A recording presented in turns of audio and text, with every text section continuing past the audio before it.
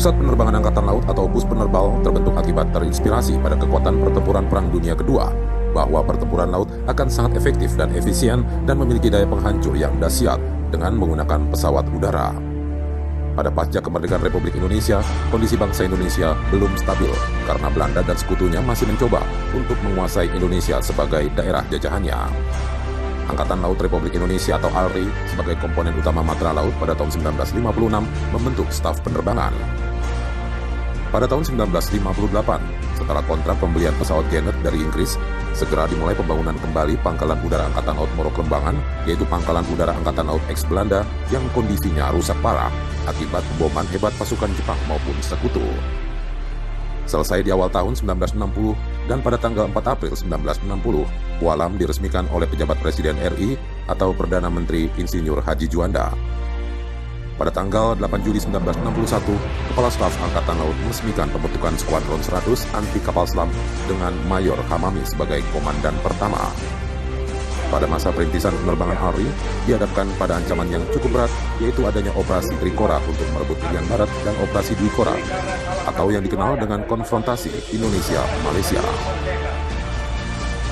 Maka Biro Penerbangan Angkatan Laut berencana menyiapkan fasilitas pangkalan yang dapat mendukung pesawat militer ukuran besar dalam rangka perjuangan pembebasan Irian Barat serta pangkalan udara bertaraf internasional, dan menetapkan Juanda sebagai lokasi pangkalan udara Angkatan Laut.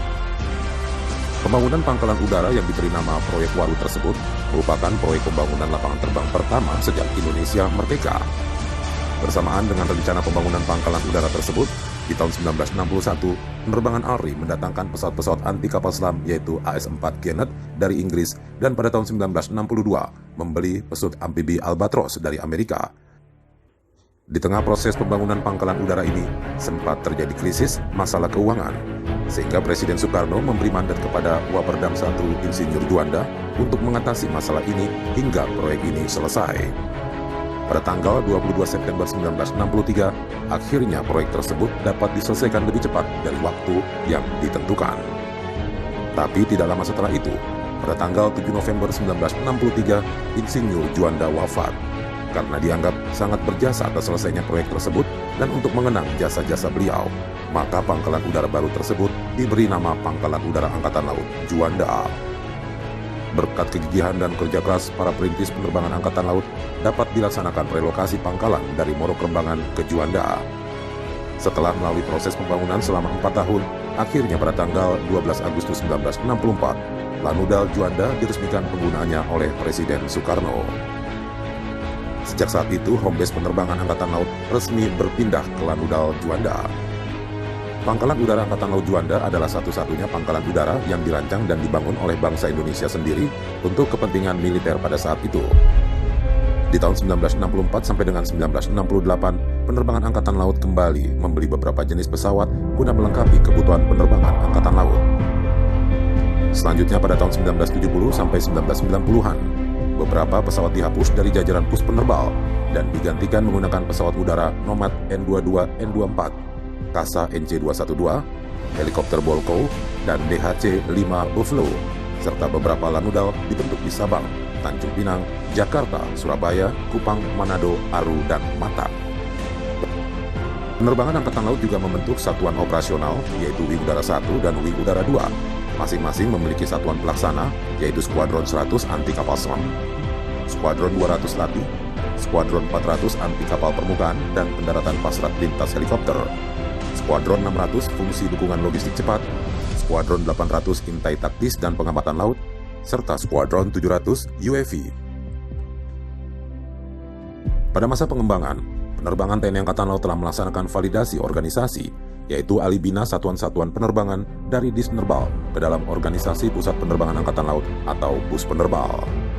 Dengan menghitung misi yang diemban, serta mengemban fungsi yang penting dalam memberikan dukungan terhadap keberhasilan pencapaian tugas pokok TNI Angkatan Laut, Bus Penerbal kembali mendatangkan pesawat udara dari berbagai jenis dengan mengikuti teknologi saat ini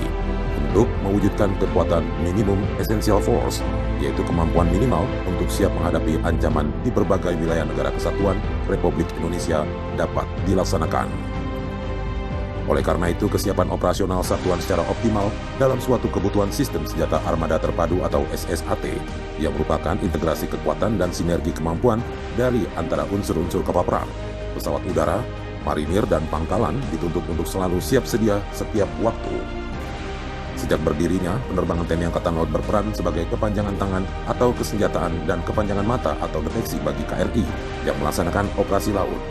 serta terlibat aktif dalam berbagai operasi militer untuk perang maupun operasi militer selain perang, seperti Operasi Trikora, Wikora, Operasi Pasukan Rakyat Kalimantan Utara atau PRAKU, Operasi Cendrawasih II,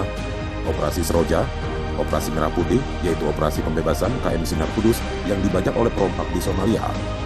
Operasi Bantuan Kemanusiaan dan SAR, serta Operasi Maritime Task Force atau MTF di Lebanon di bawah Komando PBB,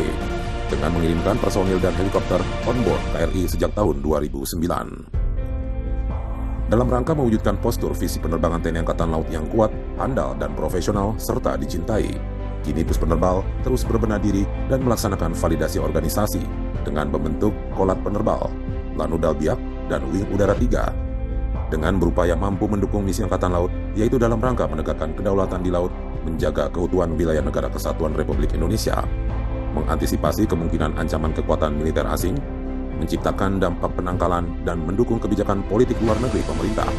serta melengkapi seluruh fasilitas yang dibutuhkan prajurit, sehingga dapat tercipta sumber daya manusia yang mampu dan siap untuk menjadikan penerbangan TNI Angkatan Laut yang handal dan hebat menuju TNI Angkatan Laut yang kuat, Indonesia maju. Dharma Jalakaca Putra,